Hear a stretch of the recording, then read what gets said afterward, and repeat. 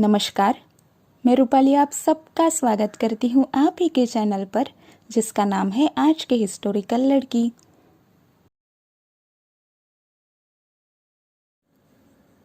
दासबोध ग्रंथ के पहले दशक के पहले समास का नाम मंगलाचरण है। जिस समास में समर्थ जी ने श्रोताओं के मन में आने वाले कुछ प्रश्नों के उत्तर देकर उनकी शंकाओं का समाधान किया है। मनुष्य के मन में अगर किसी चीज के लिए शंका हो तो वो उस चीज को स्वीकार करके कृति में उतारने के लिए तैयार नहीं होता।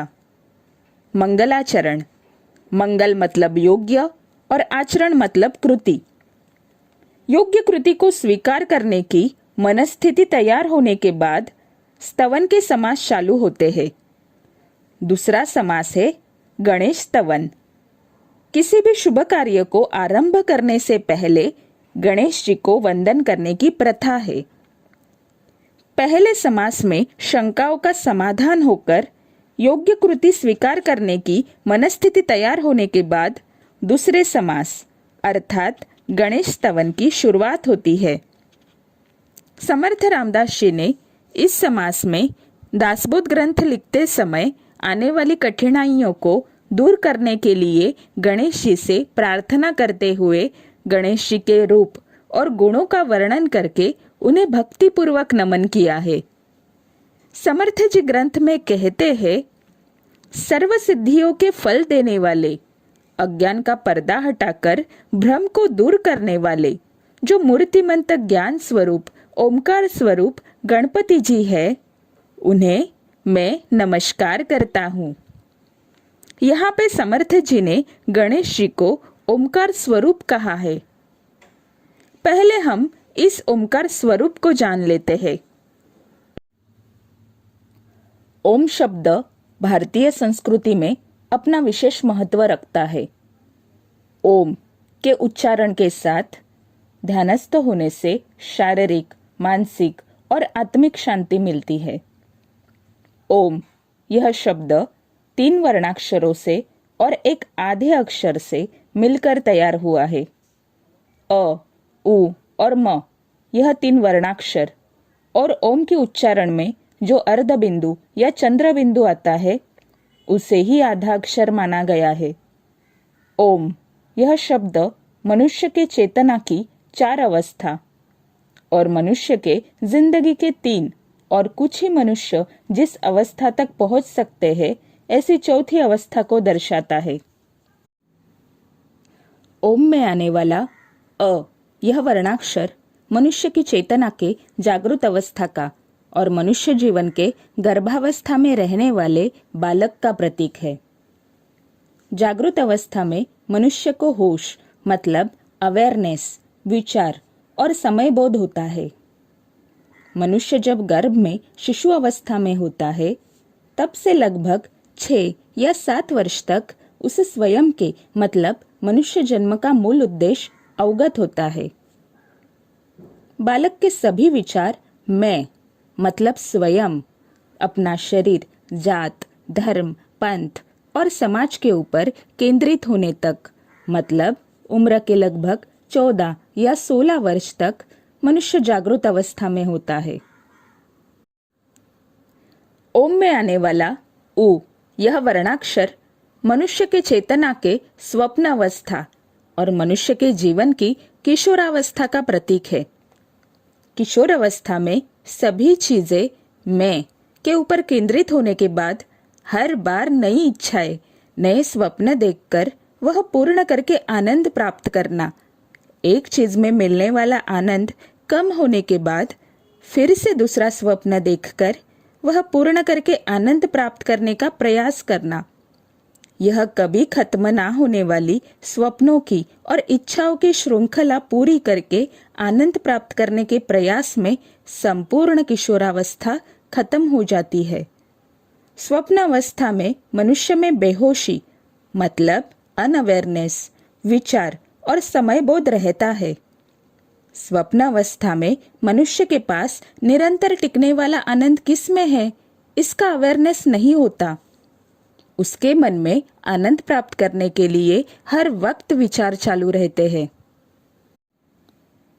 ओम में जो म यह वर्णाक्षर है, वह मनुष्य के चेतना के सुषुप्ति अवस्था का और मनुष्य की उम्र के वृद्धावस्था का प्रतीक है। वृद्धावस्था में मनुष्य के यह ध्यान में आ जाता है कि स्वप्न या इच्छा पूरी करने के पीछे लगकर कितनी भी संपत्ति या मटेरियल चीजें पूरी की गई, फिर भी चिरकाल तक टिकने वाला आनंद मिलता नहीं है।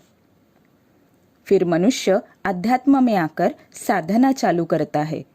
साधना करते समय जो ध्यान किया जाता है, उसमें भी आधे से अधिक मनुष्य सिर्फ सुषुप्ति अवस्था तक पहुंचते हैं।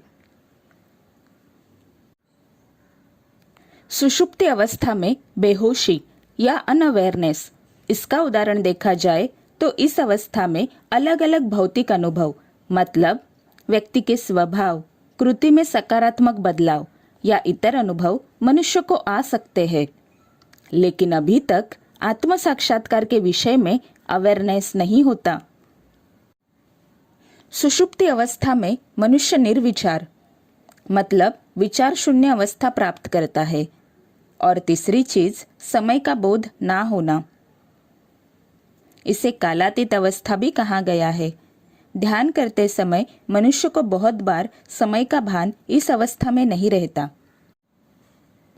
ध्यान करते समय विचार शून्य होना, साक्षी भावना से स्वयं के विचार या किसी चीज को देखना।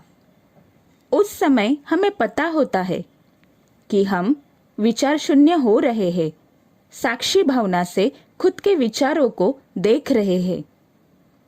जिस समय मनुष्य को इस बात का भान होता है कि वो कोई चीज कर रहा है, तब वह सुषुप्ति अवस्था होती है। ध्यान करते समय जब हम आज्ञा चक्र में सद्गुरु, इष्ट देव या स्वयं के आत्मा के ऊपर लक्ष्य केंद्रित करके ध्यान करते हैं, तब हमें पता होता है कि ध्यान करते समय हम अपने सद्गुरु, इष्ट देव या स्वयं के आत्मा के प्रति समर्पित है। नामस्मरण या सिमरन करते समय हम जो नाम लेते हैं, उस नाम के प्रति समर्पित होते हैं। ओम में आने वाला आधा अक्षर, अर्ध बिंदु या चंद्र बिंदु मनुष्य के चेतना के तुरीयावस्था का, और कुछ ही व्यक्ति जो सद्गुरु, साधु, संत या अवतारी आत्मे होते हैं, वह स्वयं के संपूर्ण जीवन काल में जिस अवस्था को पहुंचते हैं, उस आत्मज्ञानी या ब्रह्मज्ञानी अवस्था का प्रतीक है। साधारण मनुष्य जो विवाहित और व्यवहारिक जीवन में सभी नित्य कर्म पूरी करते हैं, वो भी लगातार निरंतर साधना, पहले के सारे जन्मों की साधना का फल और आत्मज्ञान की तीव्र इच्छा के बल पर तुरीयावस्था प्राप्त कर सकते हैं। तुरीयावस्था में मैं, यह भाव पूरी तरह से खत्म हो जाता है। सभी भ्रम नष्ट हो जाते हैं। तुरीयावस्था में होश, मतलब अवेयरनेस होता है। मनुष्य को सत्य का ज्ञान होता है। इस अवस्था में मनुष्य निर्विचार, मतलब विचार शून्य होता है। उसे समय बोध नहीं होता। इसे समाधि अवस्था भी कहते हैं। जिस प्रकार सिनेमा में हमारे सामने चीजें घटित होती है, लेकिन हमारा उसके साथ कुछ भी संबंध नहीं होता। हमें पता होता है कि सिनेमा में घटित होने वाली चीज यह लेखक के मस्तिष्क की एक कल्पना है। इसलिए हम भी हमारे मन में कोई भी विचार ना रखकर, कोई भी अपेक्षाएं ना रखकर, सिनेमा जैसा है उसी प्रकार उसको स्वीकार करके उसका आनंद लेते हैं। तब वह तुरीयावस्था होती है। हमारे जीवन में हमारे ही संचित कर्मों के कारण घटने वाली चीजों को हम आनंद पूर्वक मन से स्वीकार करते हैं, तब उसे तुरीयावस्था कहते हैं। यहाँ पर विचार शून्य होना नहीं पड़ता। इस अवस्था में हम विचार शून्य ही रहते हैं। इस अवस्था में किसी चीज के बारे में साक्षी भावना से विचार करना नहीं पड़ता। हमारे ही संचित कर्मों के कारण तैयार हुए हमारे ही जीवन के सिनेमा में हम एक पात्र, मतलब कलाकार है, या हम उसमें सिर्फ एक रोल प्ले कर रहे हैं, यह हमें पूरी तरह से पता होता है।